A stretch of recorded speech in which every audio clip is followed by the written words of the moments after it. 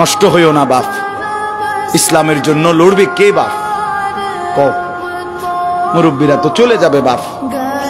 18 বছরের ছেলে, 20 বছরের ছেলে, 22 বছরের তাগড়া জওয়ান, তুমি নষ্ট হয়ে গেলে, তুমি চরিত্রহীন হয়ে গেলে, তুমি যদি সারাক্ষণ নারী ছাড়া, ছবি ছাড়া, মদ জুয়া অশ্লীলতা, তুমি যদি মোবাইলের আসক্তি ছাড়া চলতে না পারো, আগামী দিনে ইসলামের জন্য তুমি করবা কেমন, লড়বে কেমন? আগামী প্রজন্ম তোমার হাতে নিরাপদ দিন পাবে কেমন? বেঁচে থাকার নিরাপত্তা মিলবে না।